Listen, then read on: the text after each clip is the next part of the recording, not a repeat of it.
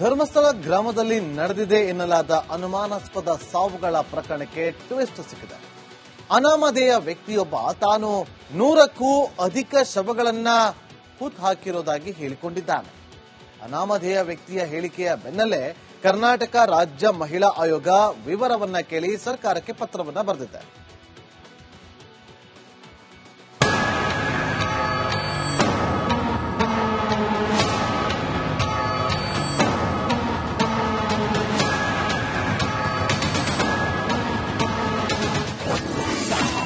ಸಂಚಲನ ಸೃಷ್ಟಿಸಿದ ಅನಾಮಧೇಯ ವ್ಯಕ್ತಿ.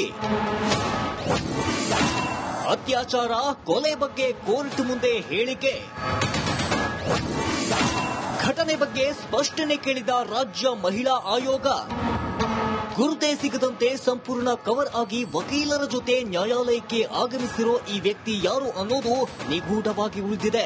ಆದರೆ ಆತ ನ್ಯಾಯಾಲಯದ ಮುಂದೆ ನೀಡಿರುವ ಹೇಳಿಕೆ ಈಗ ದೇಶಾದ್ಯಂತ ಸಂಚಲನ ಮೂಡಿಸಿದೆ. ಧರ್ಮಸ್ಥಳ ಗ್ರಾಮದಲ್ಲಿ ವಾಸವಾಗಿದ್ದ ಸಮಯದಲ್ಲಿ ತಾನು 100 ಶವಗಳನ್ನ ಗುಡ್ಡದಲ್ಲಿ ಹೂತು ಹಾಕಿರುವುದಾಗಿ ಈ ವ್ಯಕ್ತಿ ಹೇಳಿಕೊಂಡಿದ್ದಾನೆ. ನನಗೆ ಬೆದರಿಕೆ ಹಾಕಿ ಶವಗಳನ್ನ ಹೂತು ಹಾಕಿಸಲಾಗಿತ್ತು ಎಂಬ ಸ್ಫೋಟಕವಾದ ಹೇಳಿಕೆ ನೀಡಿದ್ದಾನೆ. ಇದರಲ್ಲಿ ಬಹುತೇಕ ಶವಗಳು ಹೆಣ್ಣು ಮಕ್ಕಳದ್ದು ಆಗಿದ್ದು, ಹಲವು ದೇಹಗಳು ಅತ್ಯಾಚಾರಕ್ಕೆ ಒಳಗಾಗಿ ಕೊಲೆಯಾಗಿದ್ದವು ಎಂಬ ಅನುಮಾನ ಕಾಡಿತ್ತು ಎಂದಿದ್ದಾನೆ. ಈ ಹೆಣ್ಣು ಮಕ್ಕಳಲ್ಲಿ ಅಪ್ರಾಪ್ತ ಮಕ್ಕಳು ಇದ್ರು ಎಂಬ ಈತನ ಹೇಳಿಕೆ ಈಗ ಸಂಚಲನ ಸೃಷ್ಟಿಸಿದೆ.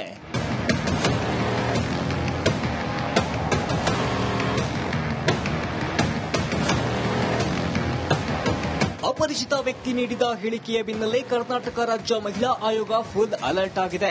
ಆತನ ಹೇಳಿಕೆಯ ಸತ್ಯಾಸತ್ಯತೆ ತಿಳಿಯಲು ಮುಂದಾಗಿದ್ದು, ಮಾಹಿತಿ ಕೇಳಿ ದಕ್ಷಿಣ ಕನ್ನಡ ಪೊಲೀಸ್ ವರಿಷ್ಠಾಧಿಕಾರಿಗಳಿಗೆ ಪತ್ರ ಬರೆದಿದೆ. ಕಳೆದ 20 ವರ್ಷಗಳಲ್ಲಿ ಧರ್ಮಸ್ಥಳ ಗ್ರಾಮದಲ್ಲಿ ನಾಪತ್ತೆಯಾಗಿರುವ ಹೆಣ್ಣು ಮಕ್ಕಳ ಮತ್ತು ಮಹಿಳೆಯರ ಲೆಕ್ಕ ಕೊಡುವಂತೆ ಪತ್ರ ಬರೆದಿದೆ.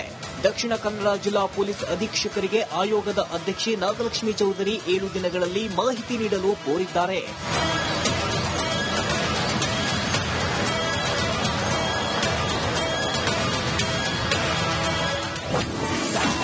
ಧರ್ಮಸ್ಥಳದಲ್ಲಿನ ಅಪರಾಧಗಳ ಕುರಿತ ತನಿಖೆಗೆ ಆಗ್ರಹ. ರಾಜ್ಯ ಸರ್ಕಾರಕ್ಕೆ ಪತ್ರ ಬರೆದ ಮಹಿಳಾ ಆಯೋಗ. ಇದೇ ವೇಳೆ ಧರ್ಮಸ್ಥಳ ಗ್ರಾಮದಲ್ಲಿ ನಡೆಯಲಾಗಿದೆ ಎಂಬ ಅಪರಾಧ ಕೃತ್ಯಗಳ ಬಗ್ಗೆ ವಿಸ್ತೃತ ತನಿಖೆಗೆ ವಿಶೇಷ ತನಿಖಾ ತಂಡ ರಚಿಸುವಂತೆ ರಾಜ್ಯ ಮಹಿಳಾ ಆಯೋಗದ ಅಧ್ಯಕ್ಷೆ ಡಾ ನಾಗಲಕ್ಷ್ಮಿ ಚೌಧರಿ ಮುಖ್ಯಮಂತ್ರಿ ಸಿದ್ದರಾಮಯ್ಯಗೆ ಪತ್ರ ಬರೆದಿದ್ದಾರೆ. ತನಿಖೆಗೆ ಹಿರಿಯ ಪೊಲೀಸ್ ಅಧಿಕಾರಿಗಳನ್ನ ಒಳಗೊಂಡ ಎಸ್ಐಟಿ ರಚಿಸಿ ನಿಷ್ಪಕ್ಷಪಾತವಾಗಿ ತನಿಖೆ ನಡೆಸಬೇಕೆಂದು ಅವರು ಕೇಳಿಕೊಂಡಿದ್ದಾರೆ.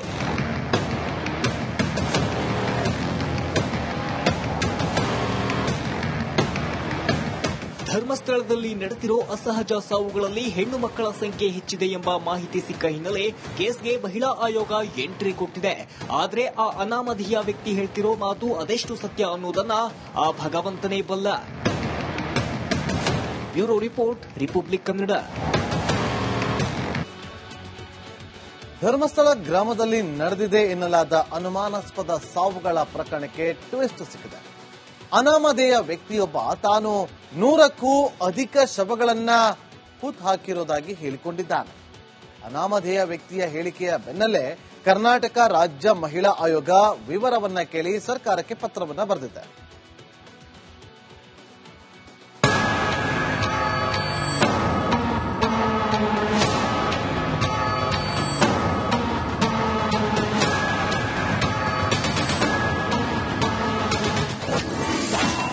ಸಂಚಲನ ಸೃಷ್ಟಿಸಿದ ಅನಾಮಧೇಯ ವ್ಯಕ್ತಿ. ಅತ್ಯಾಚಾರ, ಕೊಲೆ ಬಗ್ಗೆ ಕೋರ್ಟ್ ಮುಂದೆ ಹೇಳಿಕೆ.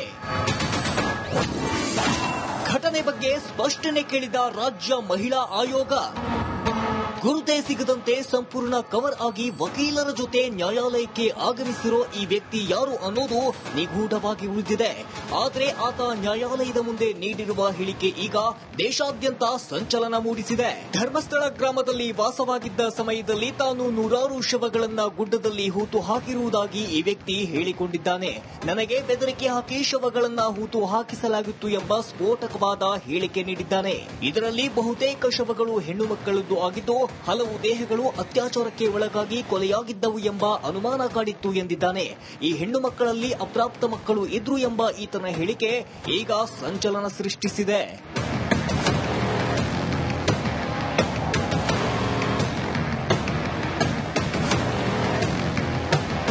ಅಪರಿಚಿತ ವ್ಯಕ್ತಿ ನೀಡಿದ ಹೇಳಿಕೆಯ ಬೆನ್ನಲ್ಲೇ ಕರ್ನಾಟಕ ರಾಜ್ಯ ಮಹಿಳಾ ಆಯೋಗ ಫುಲ್ ಅಲರ್ಟ್ ಆಗಿದೆ.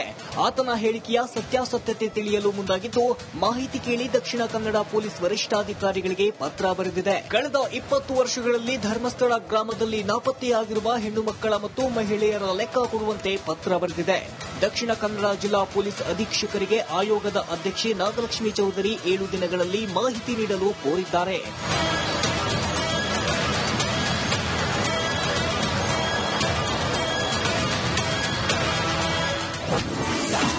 ಧರ್ಮಸ್ಥಳದಲ್ಲಿನ ಅಪರಾಧಗಳ ಕುರಿತ ತನಿಖೆಗೆ ಆಗ್ರಹ. ರಾಜ್ಯ ಸರ್ಕಾರಕ್ಕೆ ಪತ್ರ ಬರೆದ ಮಹಿಳಾ ಆಯೋಗ.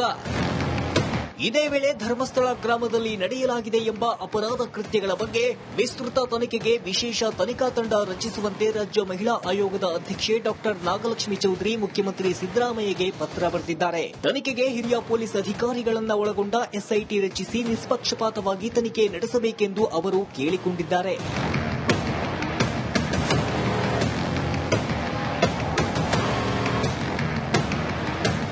ಧರ್ಮಸ್ಥಳದಲ್ಲಿ ನಡೆದಿರೋ ಅಸಹಜ ಸಾವುಗಳಲ್ಲಿ ಹೆಣ್ಣು ಮಕ್ಕಳ ಸಂಖ್ಯೆ ಹೆಚ್ಚಿದೆ ಎಂಬ ಮಾಹಿತಿ ಸಿಕ್ಕ ಹಿನ್ನೆಲೆ ಕೇಸ್ಗೆ ಮಹಿಳಾ ಆಯೋಗ ಎಂಟ್ರಿ ಕೊಟ್ಟಿದೆ. ಆದರೆ ಆ ಅನಾಮಧೇಯ ವ್ಯಕ್ತಿ ಹೇಳ್ತಿರೋ ಮಾತು ಅದೆಷ್ಟು ಸತ್ಯ ಅನ್ನೋದನ್ನ ಆ ಭಗವಂತನೇ ಬಲ್ಲ. Bureau report, republic Kannada. Dharmasthala ಗ್ರಾಮದಲ್ಲಿ ನಡೆದಿದೆ ಎನ್ನಲಾದ ಅನುಮಾನಾಸ್ಪದ ಸಾವುಗಳ ಪ್ರಕರಣಕ್ಕೆ ಟ್ವಿಸ್ಟ್ ಸಿಕ್ಕಿದೆ. ಅನಾಮಧೇಯ ವ್ಯಕ್ತಿಯೊಬ್ಬ ತಾನು 100ಕ್ಕೂ ಅಧಿಕ ಶವಗಳನ್ನ ಹುತ್ತು ಹಾಕಿರುವುದಾಗಿ ಹೇಳಿಕೊಂಡಿದ್ದಾನೆ. ಅನಾಮಧೇಯ ವ್ಯಕ್ತಿಯ ಹೇಳಿಕೆಯ ಬೆನ್ನಲ್ಲೇ ಕರ್ನಾಟಕ ರಾಜ್ಯ ಮಹಿಳಾ ಆಯೋಗ ವಿವರವನ್ನ ಕೇಳಿ ಸರ್ಕಾರಕ್ಕೆ ಪತ್ರವನ್ನ ಬರೆದಿದೆ.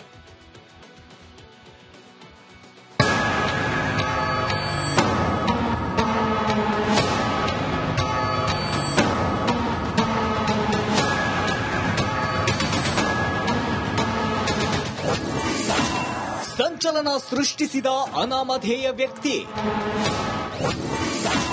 ಅತ್ಯಾಚಾರ, ಕೊಲೆ ಬಗ್ಗೆ ಕೋರ್ಟ್ ಮುಂದೆ ಹೇಳಿಕೆ. ಘಟನೆ ಬಗ್ಗೆ ಸ್ಪಷ್ಟನೆ ಕೇಳಿದ ರಾಜ್ಯ ಮಹಿಳಾ ಆಯೋಗ. ಗುರುತೇ ಸಿಗದಂತೆ ಸಂಪೂರ್ಣ ಕವರ್ ಆಗಿ ವಕೀಲರ ಜೊತೆ ನ್ಯಾಯಾಲಯಕ್ಕೆ ಆಗಮಿಸಿರೋ ಈ ವ್ಯಕ್ತಿ ಯಾರು ಅನ್ನೋದು ನಿಗೂಢವಾಗಿ ಉಳಿದಿದೆ. ಆದರೆ ಆತ ನ್ಯಾಯಾಲಯದ ಮುಂದೆ ನೀಡಿರುವ ಹೇಳಿಕೆ ಈಗ ದೇಶಾದ್ಯಂತ ಸಂಚಲನ ಮೂಡಿಸಿದೆ. ಧರ್ಮಸ್ಥಳ ಗ್ರಾಮದಲ್ಲಿ ವಾಸವಾಗಿದ್ದ ಸಮಯದಲ್ಲಿ ತಾನು 100 ಶವಗಳನ್ನ ಗುಡ್ಡದಲ್ಲಿ ಹೂತು ಹಾಕಿರುವುದಾಗಿ ಈ ವ್ಯಕ್ತಿ ಹೇಳಿಕೊಂಡಿದ್ದಾನೆ. ನನಗೆ ಬೆದರಿಕೆ ಹಾಕಿ ಶವಗಳನ್ನ ಹೂತು ಹಾಕಿಸಲಾಗಿತ್ತು ಎಂಬ ಸ್ಫೋಟಕವಾದ ಹೇಳಿಕೆ ನೀಡಿದ್ದಾನೆ. ಇದರಲ್ಲಿ ಬಹುತೇಕ ಶವಗಳು ಹೆಣ್ಣು ಮಕ್ಕಳದ್ದು ಆಗಿದ್ದು, ಹಲವು ದೇಹಗಳು ಅತ್ಯಾಚಾರಕ್ಕೆ ಒಳಗಾಗಿ ಕೊಲೆಯಾಗಿದ್ದವು ಎಂಬ ಅನುಮಾನ ಕಾಡಿತ್ತು ಎಂದಿದ್ದಾನೆ. ಈ ಹೆಣ್ಣು ಮಕ್ಕಳಲ್ಲಿ ಅಪ್ರಾಪ್ತ ಮಕ್ಕಳು ಇದ್ರು ಎಂಬ ಈತನ ಹೇಳಿಕೆ ಈಗ ಸಂಚಲನ ಸೃಷ್ಟಿಸಿದೆ.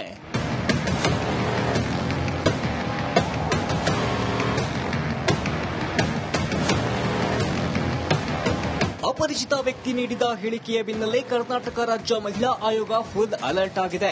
ಆತನ ಹೇಳಿಕೆಯ ಸತ್ಯಾಸತ್ಯತೆ ತಿಳಿಯಲು ಮುಂದಾಗಿದ್ದು, ಮಾಹಿತಿ ಕೇಳಿ ದಕ್ಷಿಣ ಕನ್ನಡ ಪೊಲೀಸ್ ವರಿಷ್ಠಾಧಿಕಾರಿಗಳಿಗೆ ಪತ್ರ ಬರೆದಿದೆ. ಕಳೆದ 20 ವರ್ಷಗಳಲ್ಲಿ ಧರ್ಮಸ್ಥಳ ಗ್ರಾಮದಲ್ಲಿ ನಾಪತ್ತೆಯಾಗಿರುವ ಹೆಣ್ಣು ಮಕ್ಕಳ ಮತ್ತು ಮಹಿಳೆಯರ ಲೆಕ್ಕ ಕೊಡುವಂತೆ ಪತ್ರ ಬರೆದಿದೆ. ದಕ್ಷಿಣ ಕನ್ನಡ ಜಿಲ್ಲಾ ಪೊಲೀಸ್ ಅಧೀಕ್ಷಕರಿಗೆ ಆಯೋಗದ ಅಧ್ಯಕ್ಷೆ ನಾಗಲಕ್ಷ್ಮಿ ಚೌಧರಿ 7 ದಿನಗಳಲ್ಲಿ ಮಾಹಿತಿ ನೀಡಲು ಕೋರಿದ್ದಾರೆ.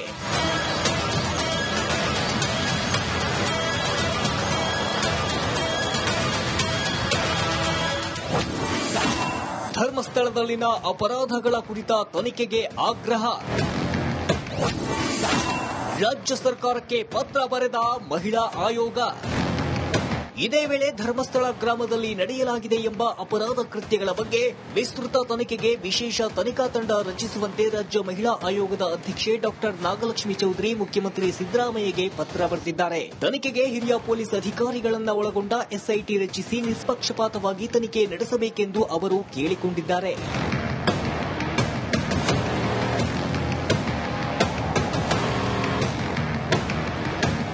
ಧರ್ಮಸ್ಥಳದಲ್ಲಿ ನಡೆದಿರೋ ಅಸಹಜ ಸಾವುಗಳಲ್ಲಿ ಹೆಣ್ಣು ಮಕ್ಕಳ ಸಂಖ್ಯೆ ಹೆಚ್ಚಿದೆ ಎಂಬ ಮಾಹಿತಿ ಸಿಕ್ಕ ಹಿನ್ನೆಲೆ ಕೇಸ್ಗೆ ಮಹಿಳಾ ಆಯೋಗ ಎಂಟ್ರಿ ಕೊಟ್ಟಿದೆ.